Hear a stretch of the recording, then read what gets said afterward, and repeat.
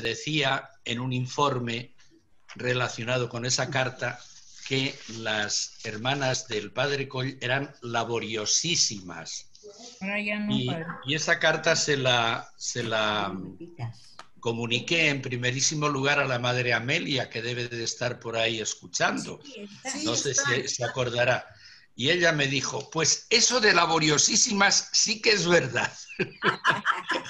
O sea que no habíais perdido en aquel momento, que sería pues más o menos por los años 82 o por ahí, no habíais perdido la laboriosidad en grado sumo, ¿verdad?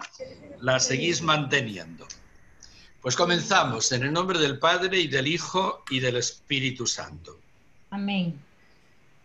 Vamos a tratar al comienzo de esta sesión de los pasos que va dando Santo Domingo para lograr la confirmación de la orden. Recordamos que Santo Domingo participó en un concilio ecuménico, nada menos, un concilio ecuménico al que acudieron 400 obispos y abades, los que tenían verdaderamente voto en las sesiones conciliares. Y además se añadieron unos 800 prelados de rango inferior, con lo cual a este concilio fueron más de 1.200 eclesiásticos. Un concilio casi a la altura del Vaticano II, no tanto. Y fueron también seglares, particularmente de la nobleza, porque había asuntos de tipo político que resolver en aquella cristiandad, en aquella comunidad de pueblos cristianos, aunque vemos cómo estaba afectado el cristianismo por las sectas en algunas partes intensísimamente, como estamos viendo. Aquella experiencia para Santo Domingo fue muy importante. Un concilio ecuménico en el que sobre todo trata al Papa que preside el concilio, que es Inocencio III. Hacía 10 años se habían encontrado e indudablemente Inocencio III conservaba memoria de aquel jovencísimo sacerdote que acompañaba a su obispo y que quería marcharse a misionar por las tierras inhóspitas del norte de Europa, frías y desde luego completamente exentas de la fe cristiana, porque allí no había llegado todavía la fe cristiana. Inocencio III acogió en el mes de octubre, el concilio no empezaba hasta mediados de noviembre, acogió a Santo Domingo. Santo Domingo le expuso pues con mucha facilidad, y el Papa le escucharía con mucha intensidad también, le expuso cuanto había ido realizando en la zona tolosana, en la zona generalmente de la provincia eclesiástica de Narbona, la zona narbonense.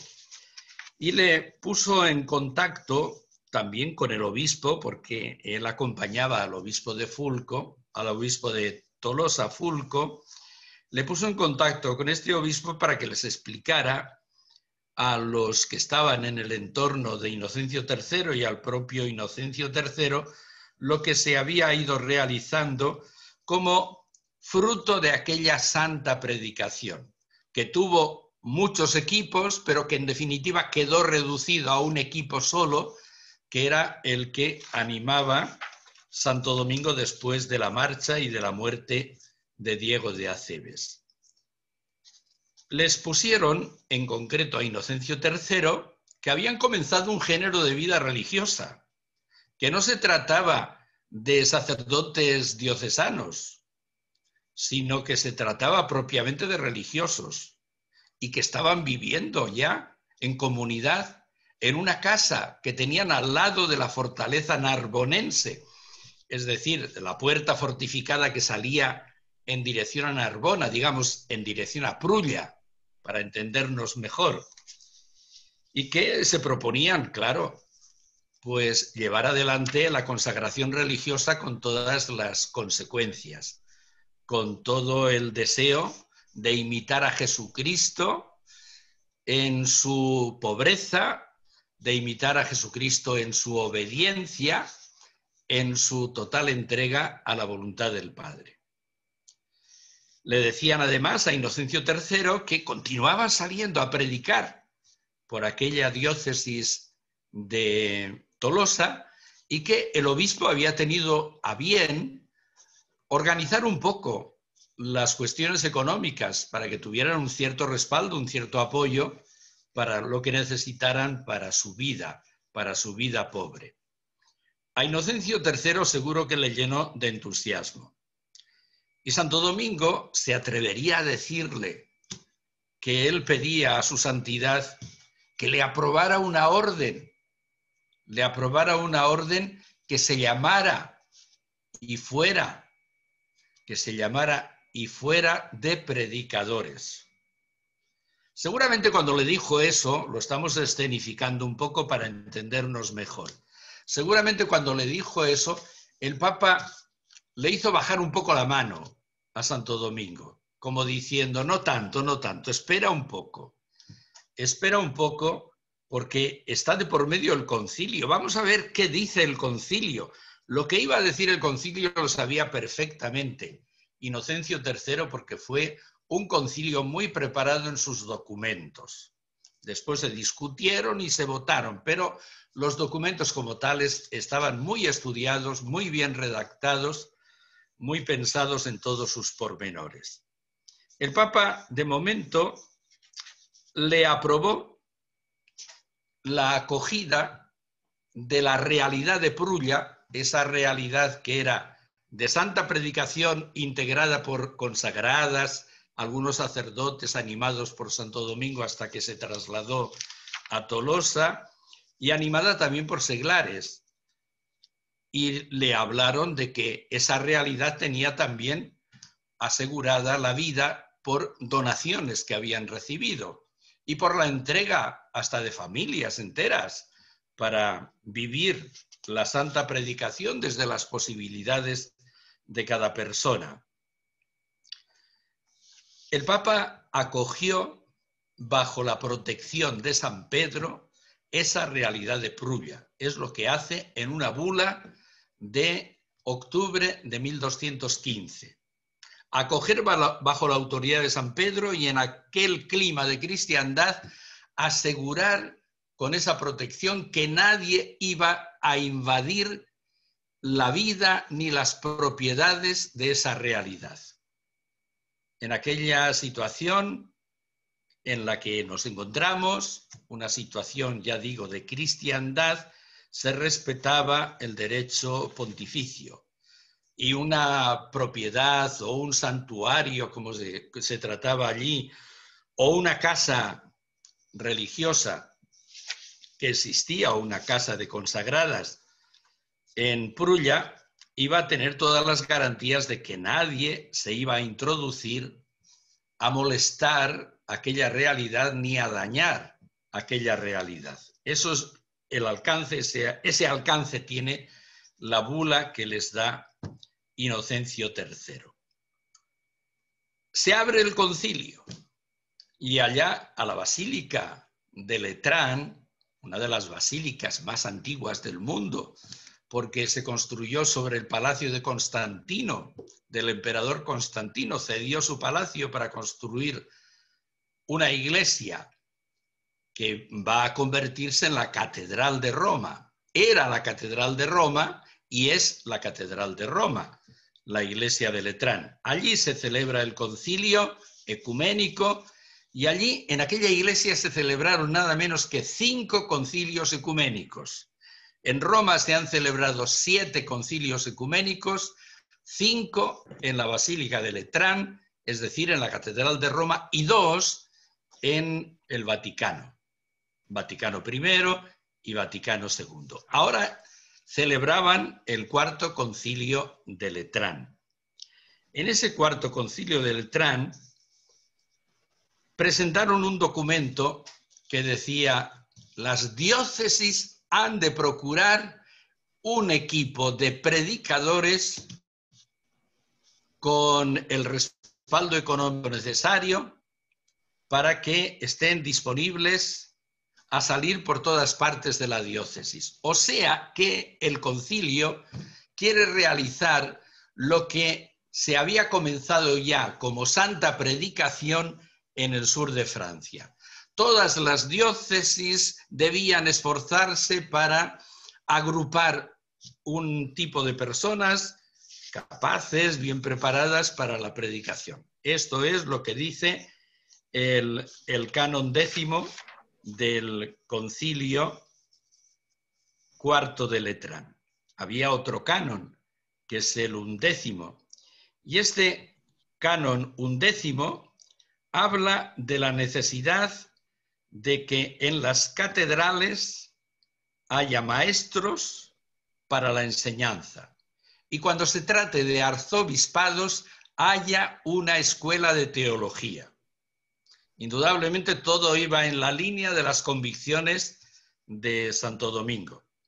Finalmente había un canon que se llamaba el 13, que es el que más afectaba a Santo Domingo en aquellas circunstancias.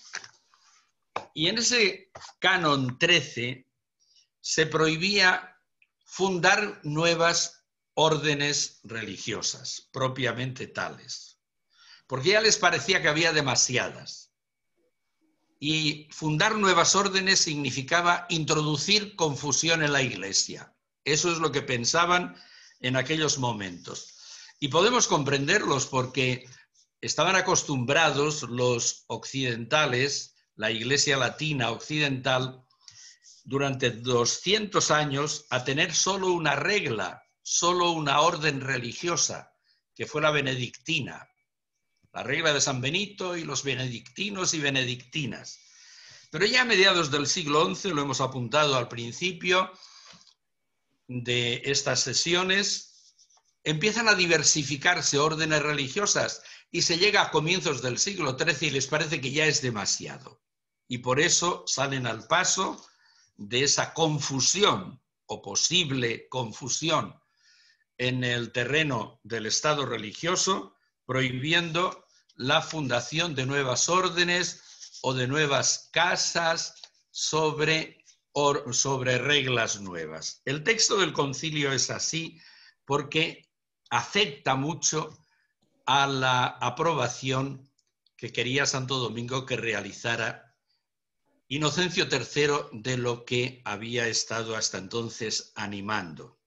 Para que no haya una desmedida diversidad de religiones, se entiende de órdenes religiosas, que induzca a una grave confusión en la Iglesia de Dios, prohibimos con firmeza, además con firmeza, que nadie en lo sucesivo cree una nueva religión, funde una nueva orden, sino que el que quiera convertirse a la religión, es decir, entrar en una religión, en una orden, asuma una de las aprobadas, y hay muchas, elija una. Del mismo modo, quien quisiera fundar de nuevo una casa religiosa, reciba la regla e institución de las religiones aprobadas. Santo Domingo había fundado una casa en Prulla. Santo Domingo había fundado una casa de hermanos en Tolosa. Santo Domingo, por este tiempo, había fundado también una casa de hermanas consagradas en Tolosa, junto a la puerta de Arnaldo Bernardo. Bueno, tenía que aceptar una de las reglas antiguas. Eso es lo que le dice también Inocencio III de palabra y que el concilio lo aprueba en el canon 13. Todavía en este canon 13 se prohibía que un monje tuviera varios monasterios o que un abad presidiera también varios monasterios. Por algo lo dirían, porque se ve que había personas muy serviciales que no se contentaban con prestar servicio en una casa religiosa, sino que presidían a lo mejor 3 o 4 monasterios. Eso podía darse en aquel mundo feudal, pero eso lo desautoriza por completo el Concilio IV de Letrán. Uno de los argumentos que esgrimían los cátaros, pensémoslo bien esto, contra la legitimidad de la Iglesia católica, era el nacimiento de órdenes religiosas. ¿Dónde está en el Evangelio la regla de San Benito? Venían a preguntar. ¿O dónde se encuentra la regla de San Basilio? ¿Dónde dice el Señor que se funden órdenes religiosas? Decían los cátaros. Habéis hecho una iglesia que no es la iglesia del Evangelio, sino que es una iglesia nueva en la cual nosotros no podemos estar porque queremos volver a la iglesia primigenia, a la iglesia verdaderamente evangélica, decían los cátaros. O sea que la diversificación de órdenes religiosas, o que existiera, aunque no fuera nada más que una, el estado religioso les parecía a los cátaros que no, de ninguna manera. Como ya hemos dicho que a este mundo de los cátaros se asomó esta reforma del siglo XVI, la reforma luterana, en la reforma luterana tampoco hubo órdenes religiosas. Tampoco hubo estado religioso. También lo suprimió por completo Lutero, el estado religioso en el siglo XVI. Bien, seguimos. Como le había pedido Inocencio III, Santo Domingo vuelve al sur de Francia y expone a sus hermanas y a sus hermanos lo que había sido el concilio. ¿Cuántas cosas les contaría Santo Domingo del concilio ecuménico de Letrán, de aquella asamblea tan importante? Y claro, les expuso que había que elegir una regla de las antiguas, si querían que el Papa les aprobara una orden. Con una regla antigua sí, podía ser, pero una regla nueva, partir desde cimientos nuevos, no, eso no lo aprobaría la Iglesia. Y fueron pensando, recordemos que estamos ya dentro del año 1216, el concilio pues terminó a finales de noviembre del 1215, se sabe que Santo Domingo todavía a principios de 1216 estaba en Roma, pues poco después de iniciarse el año, se dirigió hacia el sur de Francia y comentó todas estas cuestiones con los hermanos y siguió la predicación, claro está. Y se cree que por Pentecostés, porque las grandes decisiones de Santo Domingo están siempre en Pentecostés, se cree que por Pentecostés ya hicieron una opción en firme. Lo habían tratado antes, habían indudablemente ofertado pareceres sobre una regla antigua que habría que, por necesidad, elegir, pero parece que no hubo demasiado debate acerca de la regla a elegir.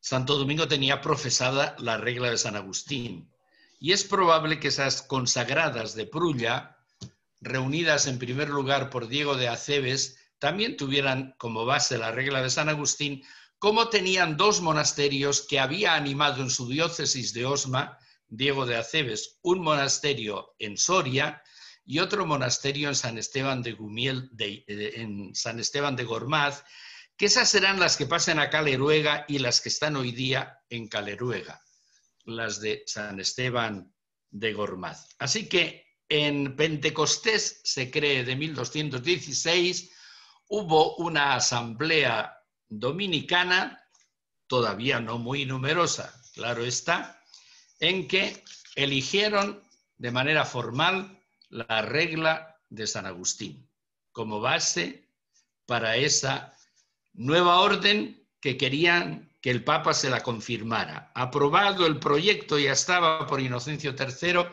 pero se necesitaba una confirmación. Claro que creemos que fue en torno a Pentecostés porque después habrá otros momentos clarísimamente importantes que también se desarrollan en Pentecostés, lo diremos enseguida. Santo Domingo era devotísimo del Espíritu Santo. Santo Domingo tuvo que pelear mucho en aquel mundo de los cátaros para exponer a los herejes la doctrina sobre el Espíritu Santo que brota del Evangelio, que brota de toda la revelación, claro está, porque Santo Domingo se introducía con toda facilidad en el Antiguo Testamento y en el Nuevo Testamento. Pero los cátaros no aceptaban en general el Antiguo Testamento.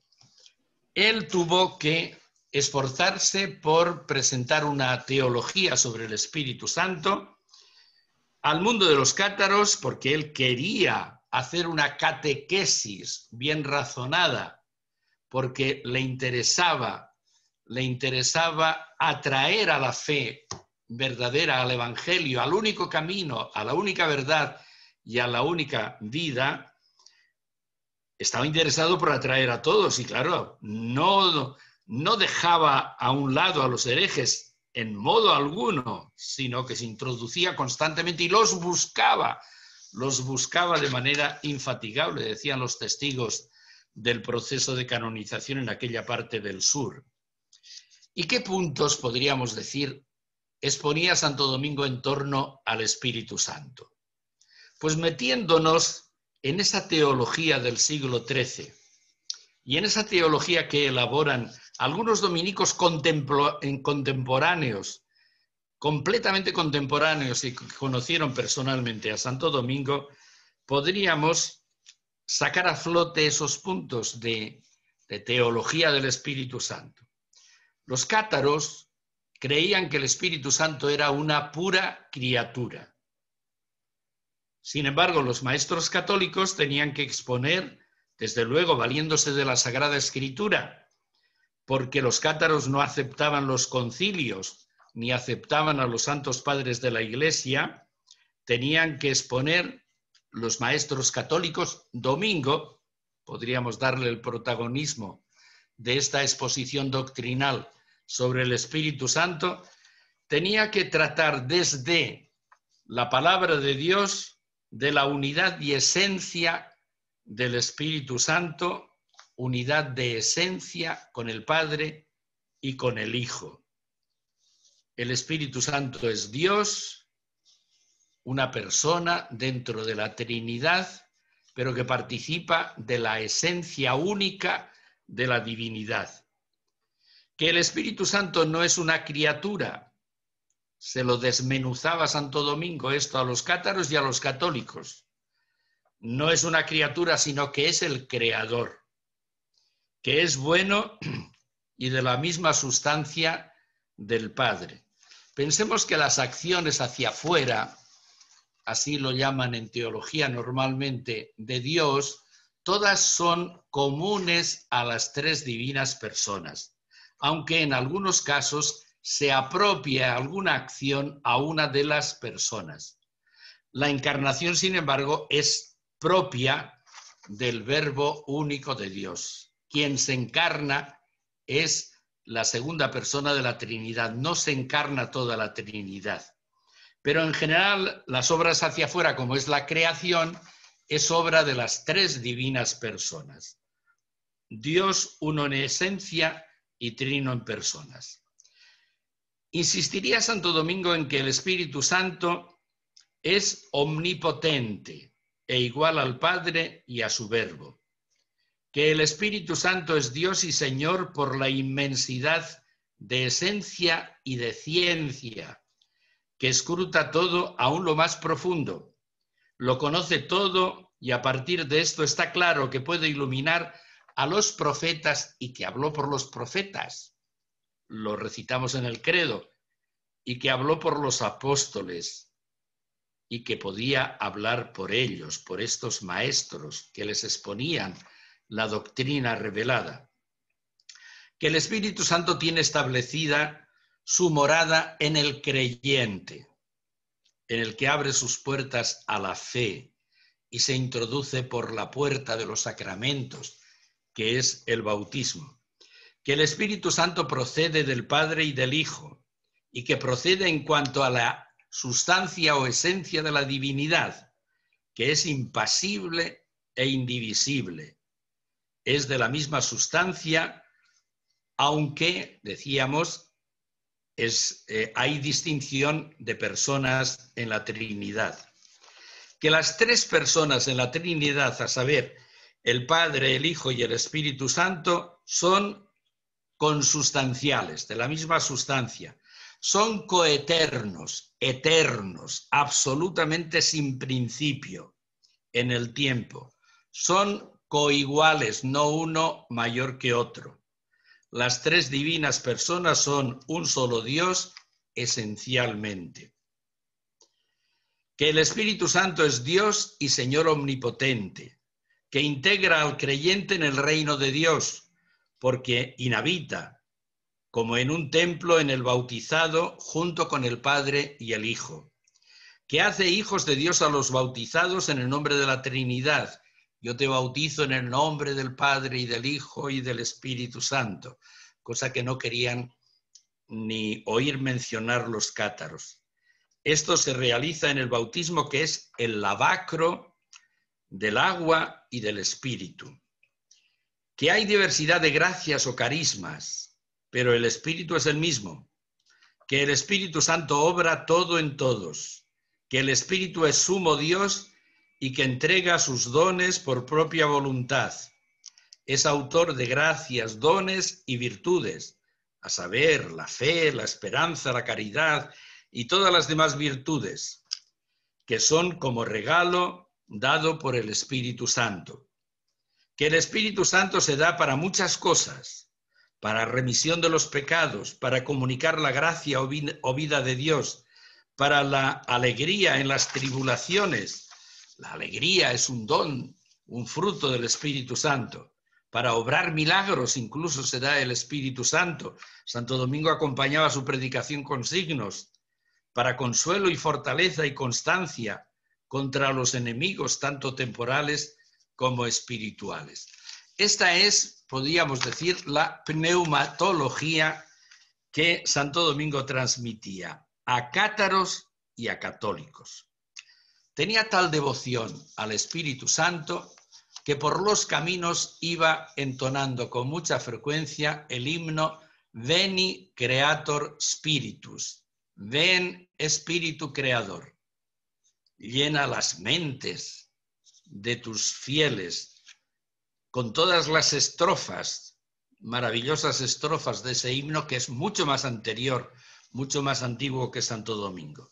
El Veni Creator Spiritus resonaba por aquellos bosques o por aquellas campiñas sembradas de cereales o plantadas de viñedos, de la voz de Santo Domingo, que tenía una voz clara y sonora, como diría la Beata Cecilia cuando describe cómo era Santo Domingo. Y decíamos que en torno a Pentecostés, Santo Domingo colocó los grandes acontecimientos. Uno sería este, de la elección de la regla de San Agustín. Otro fue el de comunicar su decisión de dispersar a los hermanos y a las hermanas cuando el Espíritu lo indicara. Dispersarlos. Apenas estaban naciendo y ya les comunica que tiene decidido dispersarlos, sembrarlos. Otro acontecimiento realizado en Pentecostés fue el primer capítulo general de 1220. Y otro acontecimiento fue el segundo capítulo general, el último que se celebra en vida de Santo Domingo, que fue en el año 1221.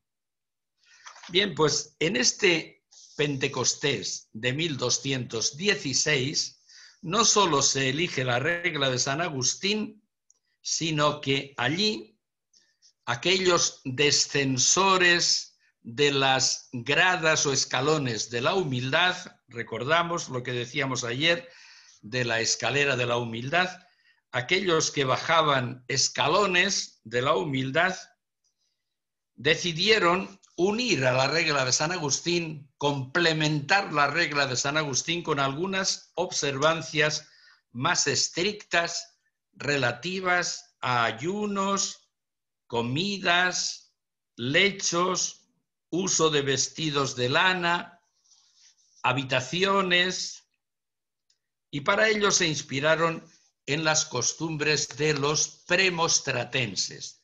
Los premostratenses eran algo así como una confederación de canónigos regulares.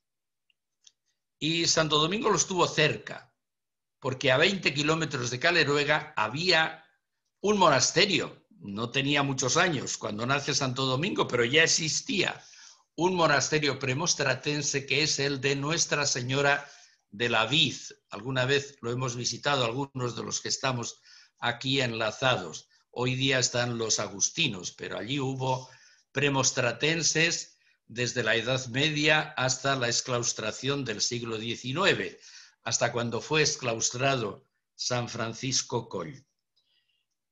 También estaba relativamente cerca de Osma, a 40 kilómetros de Osma. A 20 kilómetros de Caleruega, a 40 kilómetros de Osma, estaba ese monasterio de premostratenses, y es cierto que algunas costumbres de los premostratenses o algunas prácticas, digamos, puntos, para llamarlos de alguna manera constitucionales complementarios de la regla de San Agustín, los adoptaron en este momento. Pero hay una decisión muy importante que esa había que hacerla bajo la guía del Espíritu Santo, sin duda alguna, que era el decidir no tener ya más posesiones.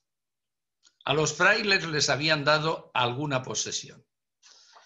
A Prulla, como tal, la realidad de hermanas consagradas, laicos, santa predicación, le habían dado también posesiones.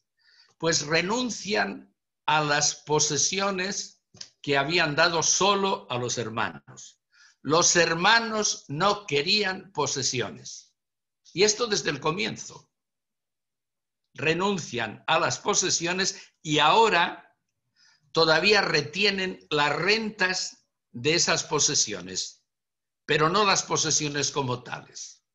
Solo lo que rentaran esas posesiones, pero las posesiones o las devolvían a quienes las dieron o las pasaban a las monjas de Prulla, a las consagradas de Prulla, a las que todavía no llamamos dominicas, ¿verdad? Todavía no.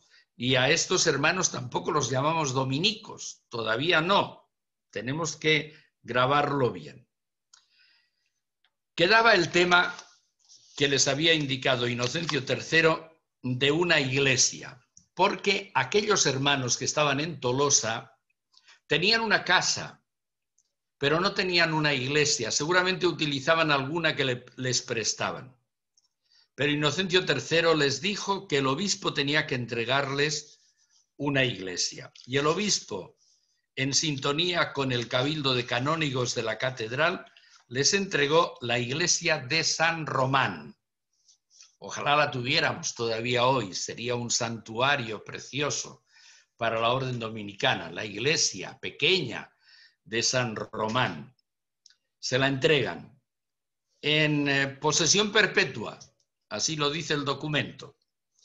Y junto a aquella iglesia había un espacio en el que pudieron construir un conventito con su claustro y con sus celdas, aparte de las salas comunes como refectorio, sin duda alguna, biblioteca, sala capitular, seguro, pero habitaciones. La habitación diseñada para los hermanos por Santo Domingo tenía que ser capaz para el descanso y para el estudio.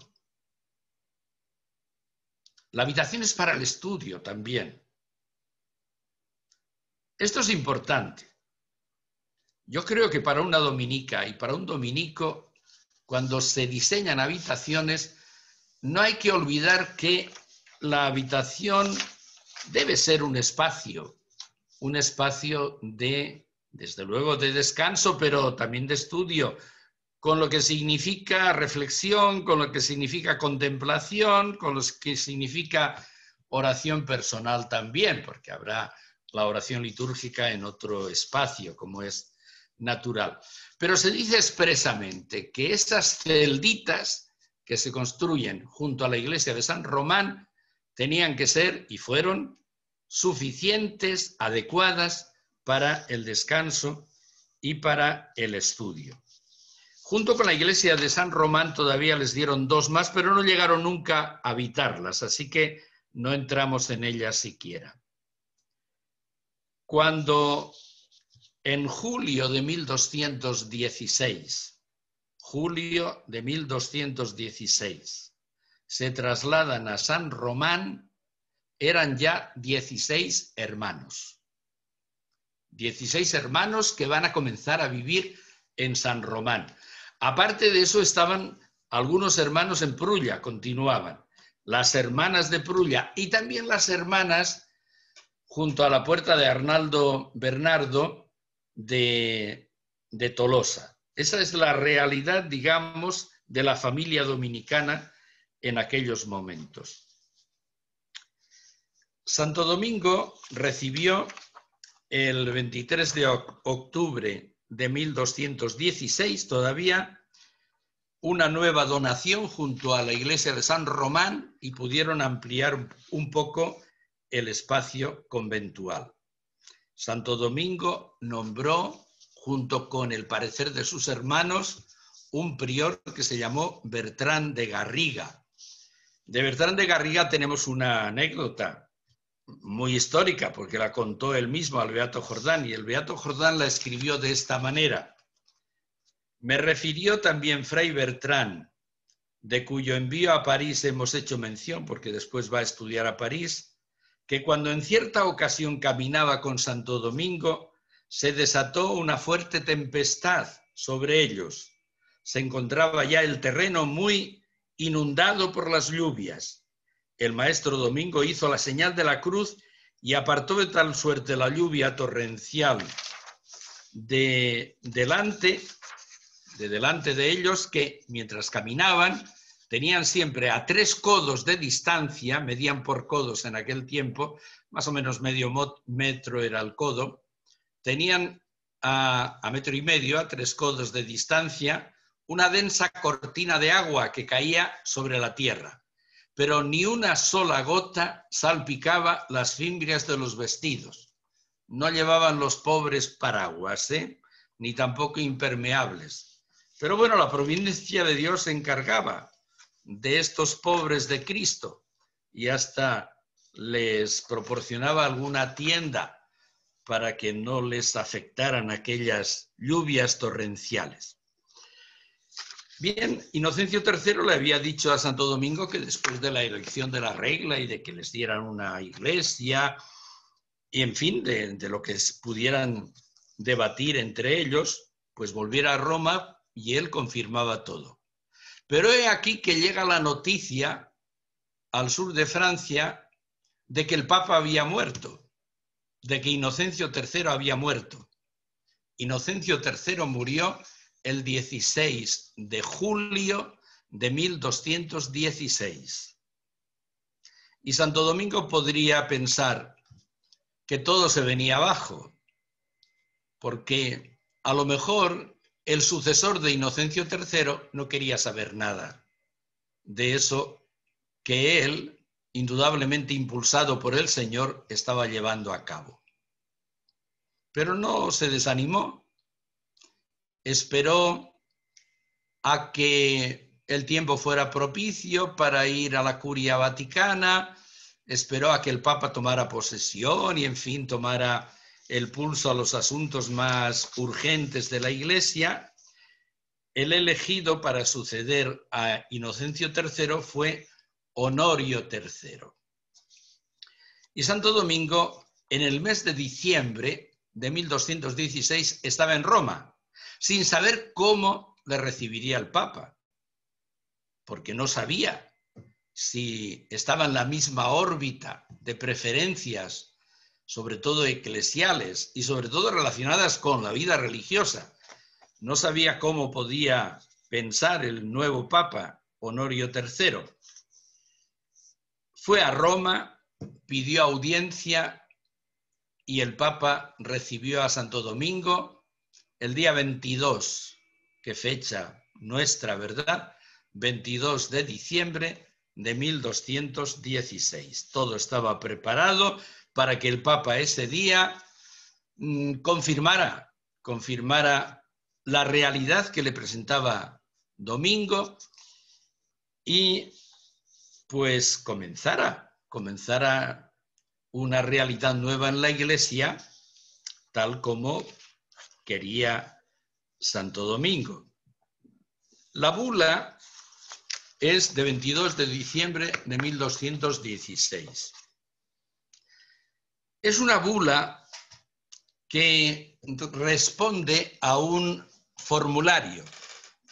Las que trabajáis en secretarías sabéis que hay formularios para muchas cosas. Y ahora que tenemos la facilidad de las computadoras, pues vamos a la carpeta de formularios y buscamos para cada caso lo que nos interesa y rellenamos, en todo caso, lo que queda en blanco. Y en aquel tiempo, en la Cancillería Papal, en la Secretaría Papal, pues también tenían sus formularios, seguramente colgados en las paredes, porque eran pieles y tenían que tenerlos en alguna parte. Y tenían el formulario de aprobar órdenes. Y ese formulario lo rellenaron para aprobar lo que Santo Domingo les pedía, para confirmarlo. Además, le dieron una gran solemnidad a aquel documento. Pusieron los sellos papales, pusieron el sello de plomo, que lo hacían con una máquina especial para que no hubiera falsificaciones, y pusieron su firma a todos los cardenales que estaban en la curia romana, los cardenales obispos, los cardenales presbíteros, los cardenales diáconos, todos. Conocemos los nombres de todos ellos porque ese documento se nos ha transmitido. Pero si nosotros vamos a examinar el documento, vemos exactamente que es un formulario y que sin duda alguna el formulario estaba hecho para algo y que lo habían utilizado muchas veces y que por lo tanto novedad en aquello que recibía como confirmación Santo Domingo no es que se viera por muchas partes. Sí que se rellenaban los puntos suspensivos y se ponía el prior del grupo de Tolosa, ¿verdad? Y se mencionaba Prulla y se hablaba de los privilegios de la Iglesia que tenían en San Román. Se confirmaba también lo de Prulla, la realidad de Prulla, y además se legislaba sobre el tema de enterramientos dentro de la Iglesia, todo eso, y a quién tenían que pedir los óleos para los enfermos o los óleos para los catecúmenos, para administrar el bautismo. Todas esas cosas que estaban metidas en el derecho, los formularios las recogían. Pero cuando nosotros analizamos detalladamente esta bula, nos encontramos con lo siguiente. No se aprueba ninguna orden que se llame de predicadores y que sea de predicadores. Ni siquiera se utiliza la palabra predicadores. Ni siquiera se utiliza la palabra predicación. Entonces, ¿qué se aprueba? Pues sí, una orden que va a estar bajo la regla de San Agustín, y que va a estar en una casa, pero de esas realidades habían aprobado muchas. Entonces, ¿qué? ¿Qué es lo que se aprueba? Pues lo que existía, lo que llevó Santo Domingo se confirma. ¿Y qué llevó Santo Domingo? Un equipo de predicadores, una realidad de Prulla, una realidad junto a las murallas de Tolosa, de aquellas consagradas. Esos predicadores salen por la diócesis de Tolosa y además el obispo se había encargado de que tuvieran lo necesario para vivir, para su sustento. Pero eso es la orden de predicadores. En la bula no se decía, ya digo que no se menciona ni siquiera el término orden de predicadores, ni se menciona a Domingo como maestro de la orden de predicadores, ni se menciona la palabra predicación, para nada. ¿Qué es lo que se aprobó? ¿Qué es lo que se confirmó el 22 de diciembre de 1216?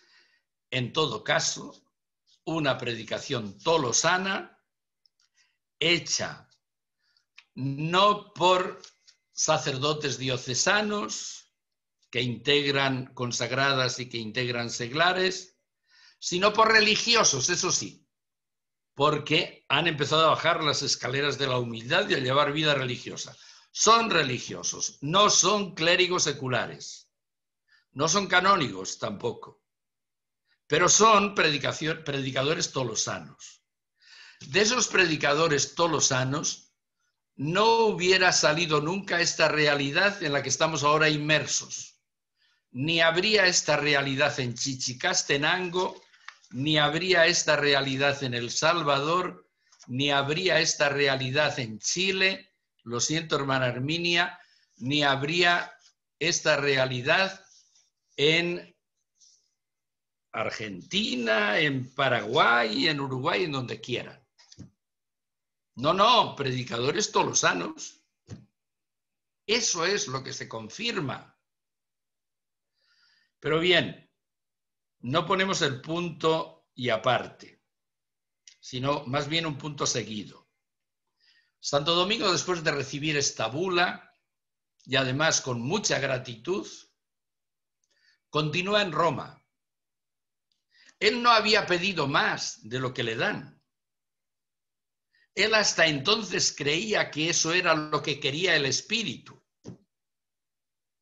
Esa santa predicación impulsada por religiosos y por colaboradores, pues impulsada en la diócesis de Tolosa. Le dieron lo que pidió, pero continuó en Roma. Y como buen romero, de ahí viene la expresión peregrino a Roma, pues todos los días y sobre todo todas las noches iba a hacer oración a la Basílica de San Pedro, que quedaban abiertas las basílicas por la noche. Y los peregrinos solían dormir en los atrios, en los pórticos, en los 4 pórticos que tenía en aquel tiempo la Basílica Constantiniana del Vaticano. Santo Domingo hacía oración junto al sepulcro de San Pedro. Eso era lo principal en un peregrino hacia Roma. El sepulcro de Pedro y el sepulcro de Pablo. Nada de audiencias del Papa ni cosas por el estilo. De eso entonces no existía nada. Pero la oración junto a los sepulcros de los príncipes de los apóstoles era lo más esencial en una peregrinación a Roma. Santo Domingo hizo muchas horas de oración junto al sepulcro de San Pedro. Y haciendo oración junto al sepulcro de San Pedro, le pareció, en una de aquellas noches, seguramente, que se le acercaban los príncipes de los apóstoles, Pedro y Pablo. Y Pedro le entregaba un bastón y Pablo le entregaba un libro. Y ambos le decían, vete y predica, porque el Señor te ha elegido para el ministerio de la predicación. Y todavía seguía esa experiencia que tiene Santo Domingo junto al sepulcro de San Pedro. Le parecía ya en aquel momento ver diseminados por el mundo a sus hermanos, esto es genérico, hermanas, llevando de 2 en 2 el Evangelio de Jesucristo. Sí le parecía que sus hermanas y hermanos iban hasta Nicaragua, o iban hasta México, o iban hasta Vietnam, o iban hasta Benín. Le parecía ya allí, junto al sepulcro de San Pedro. Por el mundo entero. Metan ahí lo que quieran, la geografía concreta que quieran. ¿De qué experiencia se trataba? ¿Fue un sueño? No, no fue un sueño. ¿Fue una imaginación? Tampoco. ¿Fue un anhelo? Pues de anhelo claro que había, seguramente, porque el corazón de Santo Domingo era tan grande como el mundo y quería evangelizar al mundo entero, ¿sí? Pero fue lo que se llama en teología espiritual visión imaginaria. Y vamos a ello. Visión imaginaria. El texto es absolutamente seguro. Se lo debemos a Constantino de Orvieto, que escribe por mandato del maestro de la orden y que su texto fue examinado por un capítulo general y aprobado. Así que no aprueban lo que no es histórico. Constantino de Orvieto dice: hallándose en Roma el hombre de Dios, Domingo, en la Basílica de San Pedro, y en presencia de Dios, se entregaba la oración en favor de la custodia y dilatación de la orden, que por su medio propagaba el divino poder. Colocada la mano de Dios sobre él, sobre Domingo, contempló en una visión imaginaria que se le acercaba de pronto el glorioso príncipe de los apóstoles, Pedro, y también el glorioso príncipe de los apóstoles, Pablo. Le parecía que el primero, es decir, Pedro, le entregaba un bastón y Pablo le entregaba un libro, y completaban el gesto diciéndole: ve y predica, porque has sido elegido por Dios para este ministerio. Enseguida, en el mismo instante, le parecía contemplar a sus hijos, genérico, diseminados por todo el mundo, marchando de dos en dos, Lucas 10:1, y predicando la palabra de Dios a las gentes. ¿Qué es eso de visión imaginaria? Bueno, podríamos ir a un diccionario de espiritualidad, los hay en bastantes tomos esos diccionarios, o podríamos ir a un manual de teología espiritual, como en casi todas las bibliotecas que ustedes tienen por ahí, o por lo menos en algunas de ellas, hay un libro que se titula Teología de la Perfección Cristiana, de Fray Antonio Royo Marín, seguro que anda por ahí, por todas las casas más o menos. Esa Teología de la Perfección Cristiana de Royo Marín. Está dividida esa obra en números, pues pueden ir al número 580, en la edición que yo personalmente tengo, está en la página 815, lo siguiente. La visión imaginaria es una representación sensible, es una gracia espiritual, es un carisma, una representación sensible enteramente circunscrita a la imaginación y que se presenta sobrenaturalmente, es una gracia sobrenatural al espíritu con tanta o más vivacidad y claridad que las mismas realidades físicas exteriores. Es decir, con la visión imaginaria, don de Dios, fenómeno espiritual, se captan las realidades espirituales con mucha más fuerza y más viveza que las realidades corporales que nosotros podemos captar por la vista. Aquí tengo una pequeña agenda. Con la vista dominan más o menos lo que yo tengo en la mano. Seguras de que aquí hay un pequeño librito que es una agenda. Seguimos todavía. El fragmento de Royo Marín. La visión imaginaria es de orden más elevado que la corporal. La corporal es de los ojos. La visión imaginaria es de orden más elevado, sobrenatural, claro, que la corporal. Se extiende a más, pudiendo representar no solo cosas presentes, sino también cosas pasadas y futuras.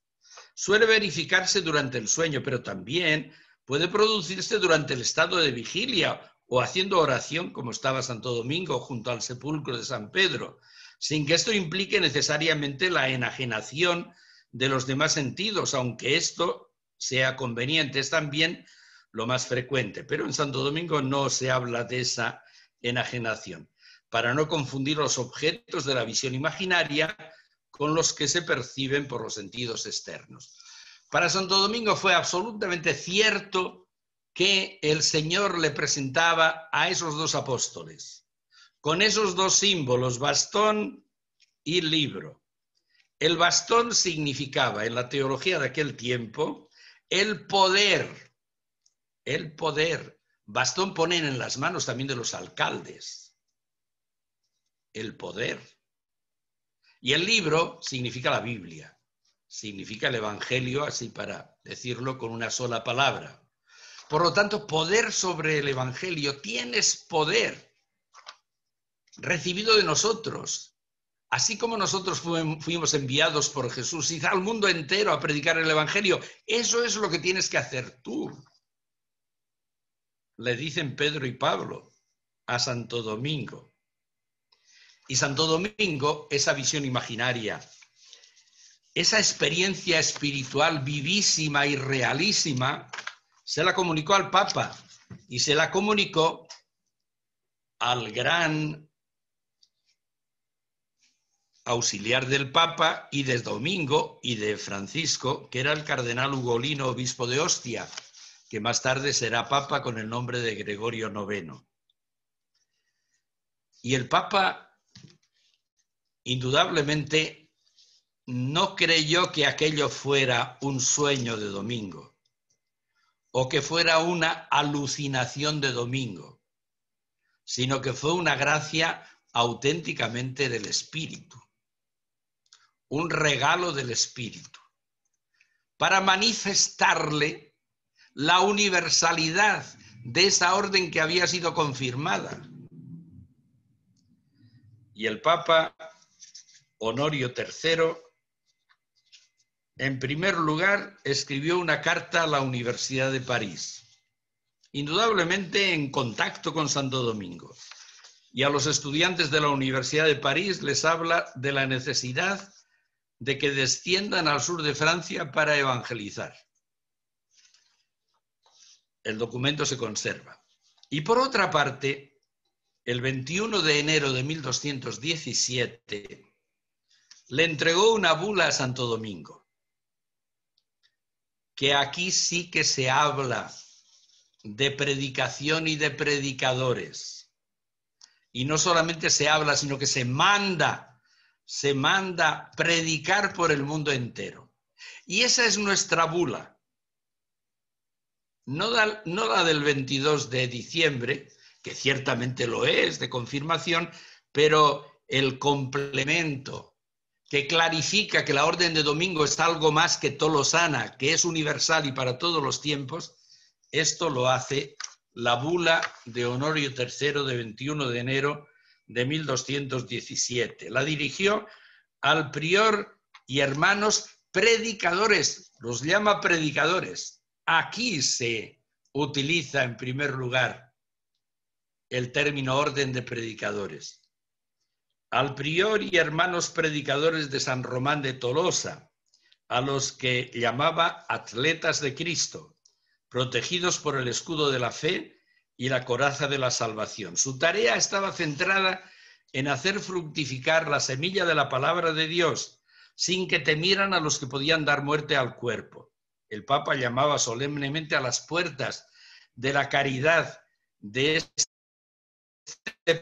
prior y predicadores a sus fuerzas a evangelizar la palabra de Dios por el mundo entero, insistiendo a tiempo y a destiempo, y que estuvieran dispuestos a sobrellevar con ecuanimidad las tribulaciones o pruebas que pudiera acarrearles semejante tarea.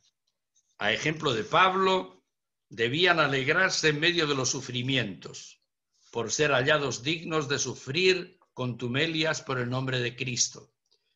Una leve y momentánea tribulación merecería un peso de gloria ante el cual perdían importancia las tristezas que pudieran afectarles. Así que vamos a dedicar solamente 3 o 4 minutos a recordar que hace unos años, no muchos, 1217, 21 de enero, en Letrán, el Papa Francisco presidió una Eucaristía para clausurar el año dominicano que recordaba la confirmación de la orden. No lo hizo el 22 de enero, sino que el Papa Francisco lo hizo el 21. No lo hizo el 22 de diciembre, sino el 21 de enero, y en concreto de 2017. Y además con un mensaje que, bueno, no estaría mal que lo recogiéramos, ese mensaje del Papa Francisco.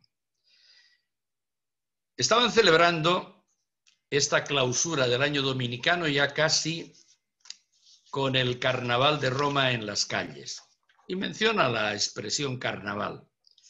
En medio del carnaval de ayer y de hoy, esta es la respuesta de Jesús y de la Iglesia. Este es el apoyo sólido en medio del ambiente líquido que estamos viviendo.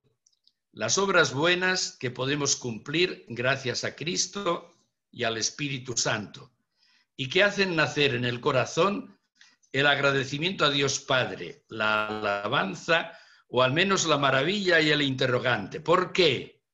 ¿Por qué esa persona se comporta así? Es decir, la inquietud del mundo ante el testimonio del Evangelio.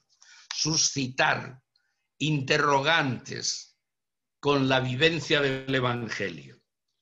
Pero para que ocurra esta sacudida, es necesario que la sal no pierda el sabor y la luz no se esconda. Jesús lo dice muy claramente. Si la sal se pierde, el sabor ya no sirve para nada. Cuidado con la sal que pierde su sabor. Cuidado con la iglesia que pierde su sabor. Cuidado con un sacerdote, con un consagrado, con una congregación que pierde su sabor. Hoy nosotros damos gracias al Padre por la obra de Santo Domingo, lleno de luz y de sal de Cristo. Cumplió hace 800 años una obra al servicio del Evangelio, predicado con la palabra y con la vida. Una obra que, con la gracia del Espíritu Santo, ha hecho que muchos hombres y mujeres hayan sido ayudados a no perderse en medio del carnaval de las curiosidades mundanas, sino por el contrario, hayan sentido el gusto de la santa doctrina, el gusto del Evangelio, y se hayan convertido a su vez en luz y sal, artesanos de buenas obras y verdaderos hermanos y hermanas que glorifican a Dios y enseñan a glorificar a Dios con las buenas obras de la vida. Bueno, hasta ahí. Nos hemos pasado un poquito de la hora, ¿verdad? Pero bueno, como empezamos también 5 minutos más tarde, yo creo que nos dará indulgencia la hermana Amanda por robarles 5 minutos.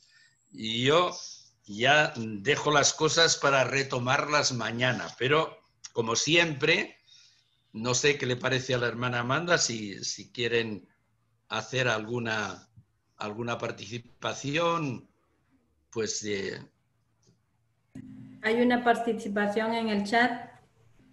Pregunta, creo que es hermana Inés, padre, ¿cómo podemos adquirir la bula? Me gustaría tenerla. Pues yo se la voy a mandar a la hermana Amanda y ella la transmite a todos los enlaces, que los conoce perfectamente. ¿Puede ser eso? ¿Puede ser ese el medio? Está bien. Lo que les parezca mejor. Yo la tengo, esto claro. Está bien. Porque yo no tengo digamos, el correo electrónico de todos, pero como seguramente los tendrán en los catálogos para las provincias, digo yo, ¿no? Sí, sí. ¿Qué le parece, hermana Amanda? Sí, yo lo hago llegar a las hermanas de la provincia y lo paso también a la provincia de Santa Rosa y a las hermanas a la hermana Inés. Y a las hermanas colombianas también. Así es. Entonces, igual que otras veces, hermanas, si tenemos preguntas o comentarios, podemos hacerlos. Santa Rosa de Lima, que el domingo es su fiesta. Así es. Muy bien. Sí, Yo tengo una pregunta. Muy bien. Dígame, hermana. Padre Vito, usted ayer hablaba sobre los escalones que predicaba Santo Domingo. Entonces me gustaron mucho y quisiera que me repitiera el tercer escalón porque no lo logré escuchar bien ni tampoco anotarlo. Entonces quisiera que me lo repitiera. Todos los escalones, padre. Pues, todos los escalones queréis. Por Pues favor, van todos los escalones. son 10 escalones. Muy bien, muy bien. Esos escalones que descendían, ¿verdad? Primero de todos, control de la voluntad. Santo Domingo indudablemente quería personas muy libres, muy bien formadas, muy sólidas, que hicieran el bien porque es bueno y que evitaran el mal porque es malo, que no hicieran el bien solo porque lo tienen mandado y evitaran el mal solo porque lo tienen prohibido, sino que soberanamente digan: yo me decido por el bien porque es bueno y me retiro del mal porque el dominio de la voluntad es el primer escalón de la humildad. Segundo, transparencia para quien representa a Dios en la vida religiosa, tanto en lo relativo al obrar como al pensar. Tercero, que es lo que pedía la hermana, guiarse por el parecer de quien representa a Dios. Dios tiene mediaciones, tiene diversas mediaciones y dentro de una comunidad pues hay una mediación que es el superior. Y ese, pues, en definitiva, representa a Dios. Pues guiarse por el parecer de quien representa a Dios en conformidad con todo el sistema constitucional. No se trata de desórdenes, ni mucho menos. Escuchar sus avisos con gusto y deseo de aprovechar. Cuarto, obedecer dócilmente y mantener una paciencia inalterable.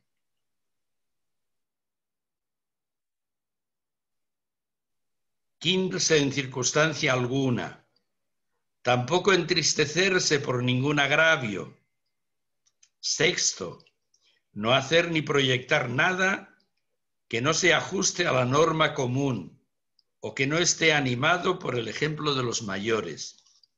Séptimo, mantenerse alegres en los desprecios y en todas las encomiendas, considerarse indignos y siervos inútiles, y aquí se citaba Lucas 17:10. Octavo, tenerse por inferior a todos, Filipenses 2:3, tened a los demás como superiores vuestros, dice la carta a los filipenses. Tenerse por inferior a todos y decirlo no solo de labios afuera, sino creérselo de verdad en lo íntimo del corazón. Noveno, contener la lengua y no gritar con estrépito. Y décimo, no ser fácil y pronto para las risas estrepitosas. Eso en aquel momento. Es decir, había que manifestar un dominio, lograr un dominio personal, un señorío, en realidad. Y seguro que Santo Domingo sí se ajustaba a todo eso. Desde luego, Santo Domingo tenía siempre el rostro alegre. Lo que no se dice nunca es que Santo Domingo se riera a carcajadas. Eso no se dice nunca. Pero que sí, que estuviera siempre alegre y sereno, a no ser que se conmoviera por la compasión hacia alguna necesidad del prójimo. Eso sí. Muchas gracias, Padre Vito. De nada, pues encantado. Muchísimas gracias a usted por esta colaboración, que esto lo hacemos todos en común. Claro que sí. Y las preguntas me van sirviendo mucho a mí también para ir redondeando aspectos, claro. Muchas gracias por todo lo que nos está dando. Es una riqueza, una belleza.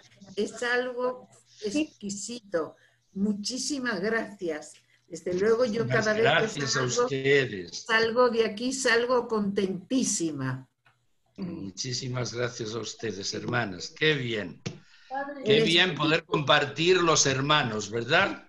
Sí, el Espíritu Santo está con usted, pero permanentemente. Uy, gracias. Ojalá sea así. De Ojalá verdad. sea así, sí. Padre Ah, Víctor, sí. quería preguntar, soy yo aquí, Susana, quería preguntar Sí. algo que tiene que ver con los días anteriores, un poco Sí. la Santa Predicación, todo eso, ¿no? Sí. Compartía que las hermanas y los laicos se sumaban, o donándose, la pregunta es, ¿cómo era esa participación de los laicos y de las hermanas en la predicación? ¿En qué consistía esa participación en la predicación? ¿Era con la oración? ¿Era con la entrega, la donación que hacían? ¿O era explícitamente el anuncio? También. Las hermanas, sí, muy bien la pregunta. Las hermanas indudablemente se integraban en la santa predicación con la oración. Una oración que se hacía en el santuario de Prulla y que también era compartida por los sacerdotes que estaban en la santa predicación, por el propio Santo Domingo y por los laicos. Era el foco, era el fuego de la santa predicación, la oración. Pero las hermanas también colaboraban con la santa predicación formándose, porque había algunas que no conocían otra cosa que la teología cátara, y ya ven ustedes por dónde andaba la teología cátara. Tenían que aprender la teología católica desde el pregunto, ¿sois cristianos? ¿Qué significa eso de ser cristianos? O sea, tenían que formarse. Estas hermanas colaboraban con la santa predicación formándose. Algunas podían tener una formación más intensa, unas tenían una deformación que tenían que... O sea que había escuela, digamos, había una escuela y que podemos llamar una escuela catequética o, si queremos ya, de teología, porque tiene muchos niveles, la teología. Los laicos podrían colaborar con su trabajo manual, pero no exclusivamente. Dependía de la preparación de los laicos, porque había personas que tenían su formación también y según la formación que tuvieran, podían ellos también acompañar al equipo de la Santa Predicación, aunque no fuera nada más que para dialogar con el mundo de los cátaros o de los católicos que necesitaban una confirmación. O sea que si estaban preparados para el diálogo y la transmisión doctrinal, acompañaban también a los... Dependía de la formación que tuvieran. Pero de todos modos, Santo Domingo se preocupaba de que los laicos se formaran también. Santo Domingo es un formador. Es un formador que no quiere que la doctrina que los cátaros querían asimilar directamente la Sagrada Escritura, aunque no la supieran leer, pero se la leían sus maestros, explicaban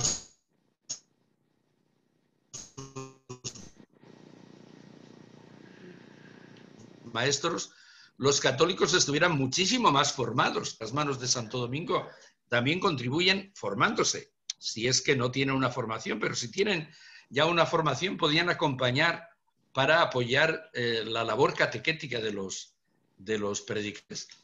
En el fondo el padre Coll también incorporó a laicos para sus equipos misionales.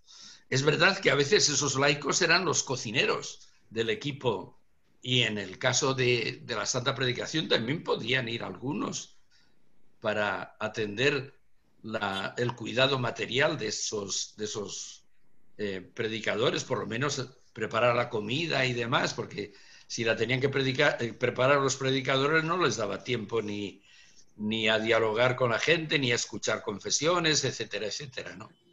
O sea que colaboraban con lo que podían, pero es un equipo de predicación. Cada uno con lo que puede, pero todos hacia la transmisión del Evangelio, vivencia del Evangelio y transmisión del Evangelio. No sé si le he contestado, hermana. Sí, de muchas nada. gracias. Padre, De nada, buenas tardes. Ante todo, Buenas muchísimas tardes. gracias. Muy amables. Me siento Buenas muy tardes. orgullosa de ser dominica. Pero Muy entonces bien. quiero saber en qué momento, no sé si ya lo explicó y yo no estuve en algunas conferencias, en qué momento se adhirieron las hermanas de Prulla a la orden. ¿En qué momento empezaron los dominicos a llamarse dominicos? Orden dominicano. Sí, vamos a ver. Las hermanas de Prulla se unen a la orden a partir de el establecimiento de la casa de Tolosa como casa religiosa. Para poner una fecha, podríamos decir que comienzos, así en términos generales, comienzos de 1215. Comienzos de 1215. Hasta entonces todo había sido santa predicación. Ahora comienzan a unirse a ese equipo que es de religiosos y ellas indudablemente son religiosas, a lo mejor desde el principio. No lo sabemos porque no tenemos las constituciones primitivas de ellas. Pero si no eran religiosas desde el principio, porque claro, algunas venían del catarismo y necesitaban vocacional y formación y todo lo demás. Pero por lo menos desde enero de 1215,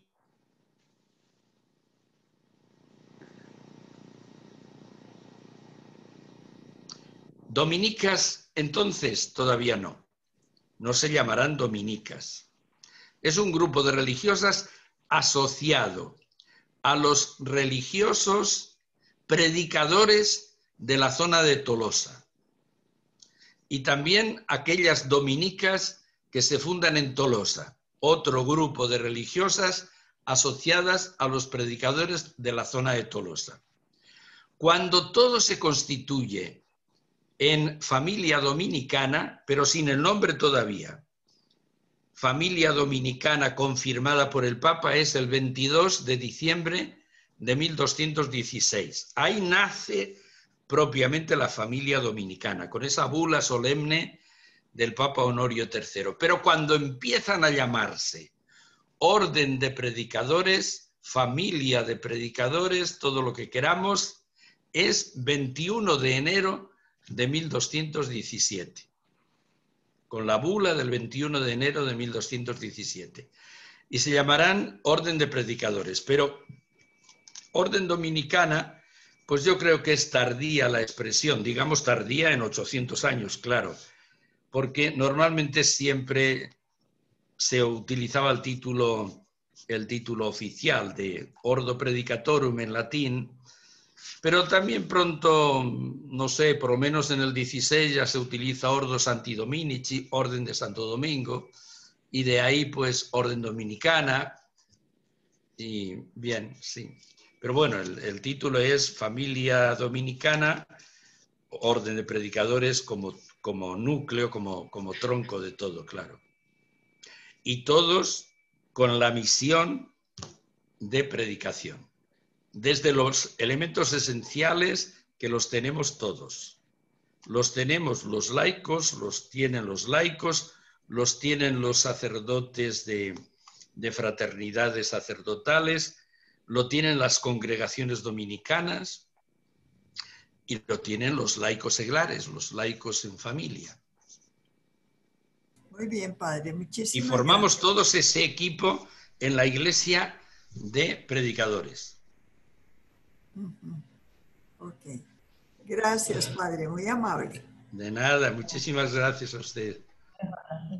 Padre Vito, ¿hay alguna documentación histórica que... Si hay alguna documentación así fehaciente que establezca de que al comienzo las monjas de Prulla estaban pensadas como predicadoras propiamente, no solamente para la vida contemplativa, porque hay quienes Llegaron en esta línea y dicen de que por las circunstancias de la época, por las condiciones de la época, llegaron a ser así enclaustradas, pero que en realidad, sea por resoluciones eclesiásticas, porque también cuando fueron a Roma, el Papa las hizo recoger a todas las que andaban dispersas por ahí para que formar lo de San Sixto, ¿no? Yo quería saber si había alguna documentación así que realmente manifestara esto, de que eran propiamente predicadoras, o lógicamente con este carisma contemplativo de toda la orden. Claro, es que nos tendríamos que meter un poco en el derecho del tiempo, que no es el actual, el moderno, digamos. En aquel tiempo había muchas cosas que estaban naciendo y que todavía no estaban legisladas propiamente, no estaban contempladas en una legislación. Yo diría que tanto Santo Domingo como las hermanas de Prulla eran perfectamente conscientes de que su labor era predicadora, porque además nacen de la santa predicación que tiene esos elementos de fidelidad absoluta al Evangelio, de encarnación del Evangelio de una manera bien visible a través de la pobreza y de tantos otros medios. Ellas eran conscientes, como ese grupo de sacerdotes de la santa predicación, de que eso ya, el género de vida evangélica ya era una predicación. Que ellas tuvieran que estar más, digamos, en casa, o que pudieran salir a predicar. Claro, poder salir a predicar sí salían las cátaras, pero yo no sé, no hay ningún documento que pueda darnos pie para pensar que alguna de aquellas de Prulla saliera personalmente a predicar. De todos modos, como animadoras del grupo, eso podían hacerlo perfectamente. Ahora, clausura todavía no existía en aquel tiempo. La clausura, pues ya lo diremos un poco mañana cuando aludamos a la fundación de San Sixto.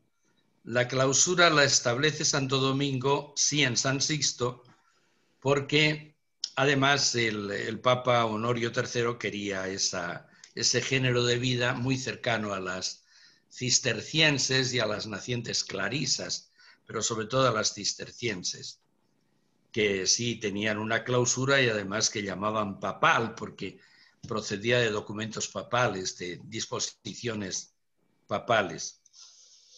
Ahora, ciertamente Santo Domingo les insistiría mucho a ellas y a los hermanos que la primera predicación es la contemplación, que es el alma de toda predicación, y que tendrían que realizar primerísimamente la evangelización por medio de la contemplación.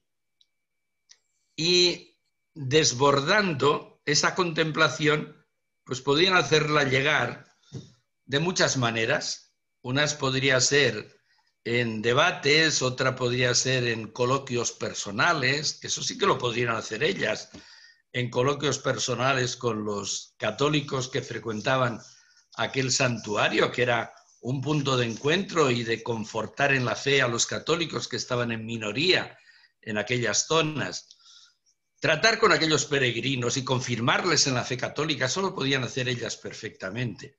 Pero claro, no tenemos documento. La documentación que tenemos es de tipo económico, más bien. Pero ese tipo de documentación nos da muchos detalles para clarificar la realidad de Prulla, que era de hermanas y de hermanos. Mientras vivió Santo Domingo, Prulla no solo fue de hermanas, sino que allí también hubo un equipo de hermanos que se dedicaban a predicar también. Tenían una morada distinta, pero se reunían en la oración litúrgica. Pero mientras vivió Santo Domingo, Prulla es de hermanas y de hermanos, no digamos solo de hermanas. Eso se demuestra perfectamente por los documentos económicos. No sé si te he contestado, hermana Alicia. Sí, padre. Bueno, Gracias. Hermana Nelly, un saludo, un saludo. Un saludo. Ya lo he visto, ya, sí. Muy bien, muy bien. Muy bien. La hermana Nelly hizo la peregrinación a los lugares dominicanos, ¿verdad? Claro que sí, a la Catedral de San Nazario, Carcasona, todos aquellos lugares. Yo también. También, y tú también, ¿verdad? Sí, yo también. Me alegro, me alegro. Sí, inolvidable. Sí, es verdad que fue inolvidable, sí. Padre Vito, y la profesión tal como la tienen los dominicos, profesar la obediencia, ¿desde cuándo es esa fórmula de profesión? Mira, yo creo que es desde los canónigos regulares. Los canónigos regulares habría que estudiarlo porque hay un poco de variedad, pero bueno, yo es algo que tengo en programa. Ya he empezado a revisar un poco. Ciertamente nos viene de Santo Domingo. Casi nuestra profesión coincide con la que hizo Santo Domingo en Osma. Mencionar solo la obediencia. Pero Santo Domingo añadió algo, y esto es propio de la orden dominicana, la profesión a María. Nosotros en la fórmula de profesión tenemos la profesión a María. Yo hago profesión y prometo obediencia a Dios y a Santa María. Esa añadidura, que yo sepa, no la hacían los canónigos regulares. Santo Domingo sí mencionaba a Santa María, pero como titular de la Catedral de Osma, que estaba dedicada a Santa María. Pero nosotros no la hacemos como titular de una iglesia material, sino como deseosos de imitar a María. Yo creo que es muy hermoso esto.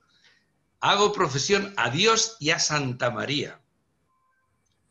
Y luego prometo obediencia a Dios, claro. Prometo obediencia a Dios, no mencionamos explícitamente los otros dos votos porque van incluidos en la obediencia. Y esa es la fórmula que han utilizado siempre los hermanos y es la fórmula que han utilizado siempre las hermanas. Y si hay congregaciones de hermanas que tienen otra fórmula, yo creo que en general es porque la legislación más corriente en la época, digamos, contemporánea, y por época contemporánea podemos considerar desde la Revolución Francesa para acá, 1789 para acá, pues había predominado la fórmula de profesión de la Compañía de Jesús y se adoptó preferentemente esa.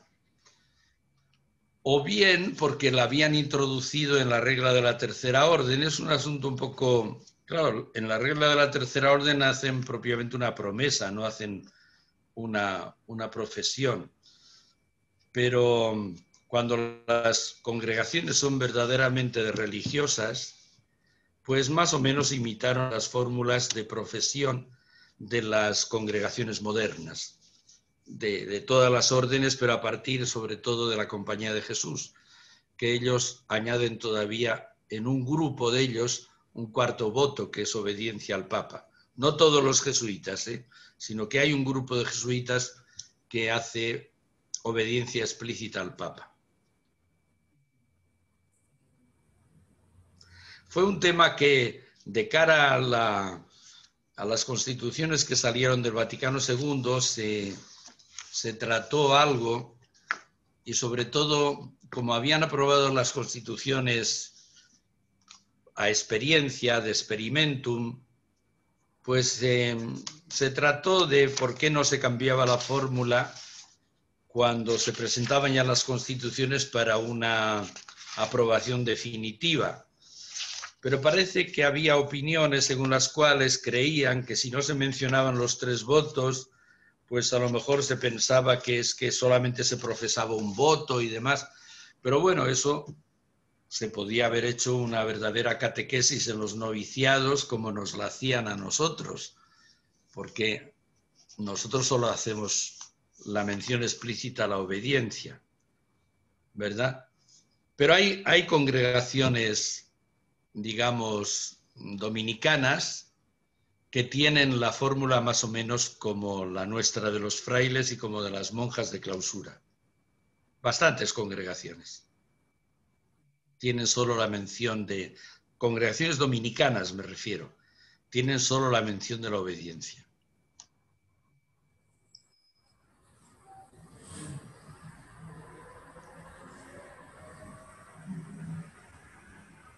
Bueno, si no hay más preguntas, estaríamos entonces cerrando por este día. Muchísimas gracias, Padre Vito. Bueno, pues gracias a todos, gracias a todas también.